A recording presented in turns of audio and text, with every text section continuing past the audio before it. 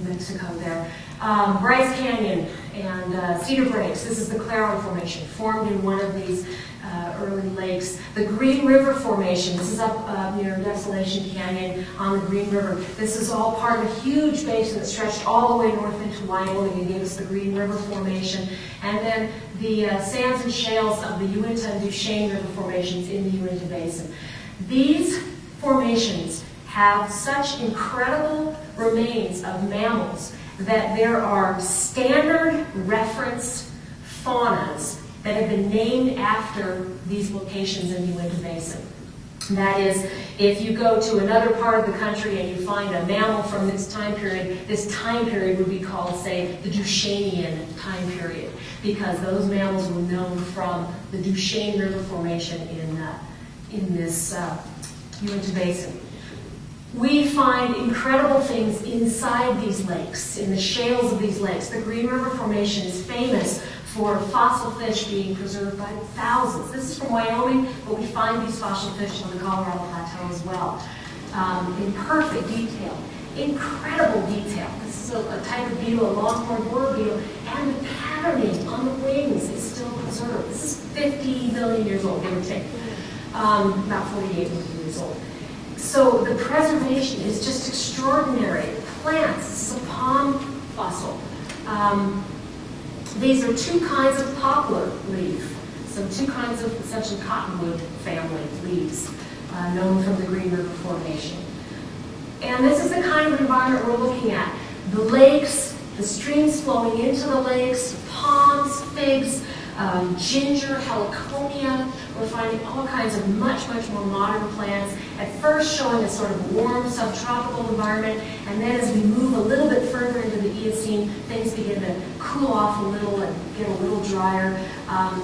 We start finding some incredibly weird mammals. These guys, the mammals, literally within a few million years of the extinction of the dinosaurs, they went from being these little guys sitting on the bench, kind of hanging out and being insectivorous and frugivorous. All of a sudden, this guy, about 15 million years later, Coryphodon, is the size of a hippo.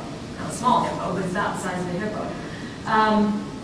They had experienced, between the mammals and the angiosperms, the flowering plants, they experienced a radiation, an expansion of forms. And I had to throw this in. This isn't actually from the plateau, but weird, huh? I mean, they just went off and experimented with the weirdest headgear and horns and crests and you've got some huge mammals by the middle of the Cenozoic, not from the plateau, but other parts of the world. Massive things, bigger than elephants today. Apparently those forms didn't work because we don't see them around anymore, but this guy's called a Uinta here. Just bizarre looking critters. We find, this is taken from a weird computer printout, so I apologize, that one won't focus. Diatrema from New Mexico, a 9-foot tall predatory bird. I mean, that'd be fun to run into. That's from the Eocene as well. So all these creatures were living either in the lakes or around the lakes. We find Eocene flamingos, a guy called Presbyornis. They find 23 different kinds of turtles, frogs, salamanders, wading marks from birds, dabble marks from preserved in the sediment from these birds sort of dabbling along through the shoreline. Just a really remarkable, rich environment. The earliest, wow, that's one of my cat hairs. I love slides. This is the earliest horse. Used to be known as Eohippus. They call it Hyracotherium, but some people who are kind of feeling nostalgic really like Eohippus better. And this little guy is known from New Mexico as well. And he's about the size of a fox terrier here. And you notice he has 4 toes on the front of his front feet here. It took a long time for these 2 middle toes to fuse and these 2 side toes to just shrink up to nothing. But the earliest horse is also found here. And we find primate relatives. This is Smilodectes. It's about 1 foot long, and this is from Wyoming, but we find his relatives, a guy named Cantius, here as well.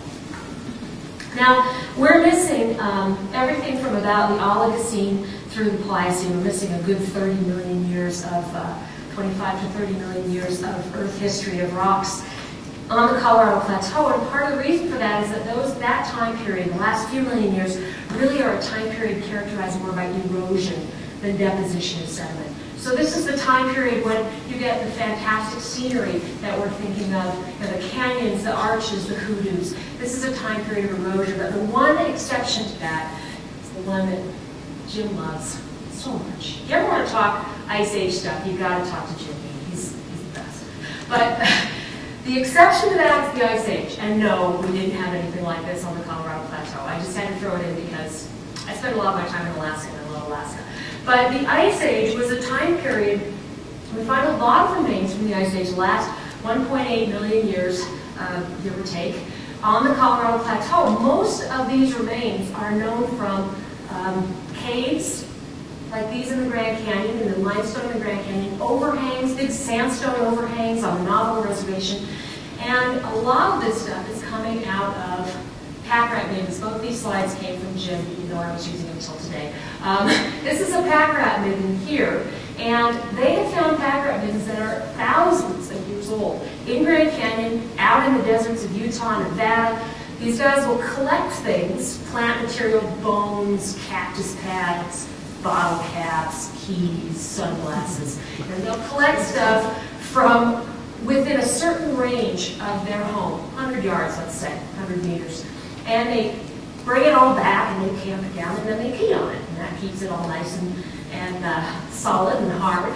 And it also makes them last a really long time. Well, because they're collecting things from a very specific area, you can take a look at the plants in these middens and get a sense of what it looked like right there 10, 20,000 years ago, 12,000 years ago, 15,000 years ago. And what we find is that the climate of the plateau was very different during the Ice Age. Overall cooler and wetter, probably cooler summers with less precipitation overall, but the winters probably more precipitation. And these are some of the creatures that we found out that probably nowhere in the world did they all exist happily like this. It's like, it's like the sound of music. They're all just sort of hanging out together. But for lack of a better way to do it, we find giant ground sloths, a couple different kinds of ground sloths. The giant ones, the Shasta ground sloth, we find bison, big bison latifrons, right? The big horn span. We find camels, horses. Let's see. There's no mountain goats here. Oh, there's no heritage mountain goats. Upper left. Oh, right there. Yes, thank you. Out of focus. No wonder I didn't see them. Harrington mountain goats, there we go, these guys right here, crawling around the walls of Grand Canyon. Mammoths, mastodons, these guys over here, elephant family. Now, these guys are essentially no longer with us either. We have obviously relatives of bison, or descendants of bison. We have horses and camels again, but they became extinct, as did the mammoth, the mastodon, a lot of these creatures. About 11,000 years ago, give or take, a lot of these creatures became extinct. Another sort of puzzling extinction. And there are several ideas. One, again, is climate change. As the ice begins to melt, the climate begins to warm, it begins to dry, these guys can't handle it. Another possibility is that humans who have arrived from across the Bering Land Bridge, and they're bringing a hunting technology that's evolved for a couple million years, are able to walk up and go, cool, and shove a spear into the belly of these guys because they've never seen them before. That's generally known as what's called the overkill hypothesis. These guys just swept down out of Canada and were able to kill off all these creatures. It's still up for debate. But what we do know is that by certainly around 10,000 years ago, humans started to appear on the plateau. And by 2,000 years ago, they were settling down, growing corn and beans and squash, and starting to certainly forever alter their landscape. Finding fossils is a fantastic adventure. And I would encourage any of you to get out there with the Museum of Northern Arizona, talk to Jim, talk to Larry Agenbrod, talk to whoever, and see if they need help on any of their digs. Because everything that I've just described to you has come from people going out and doing stuff like this. And while you may not end up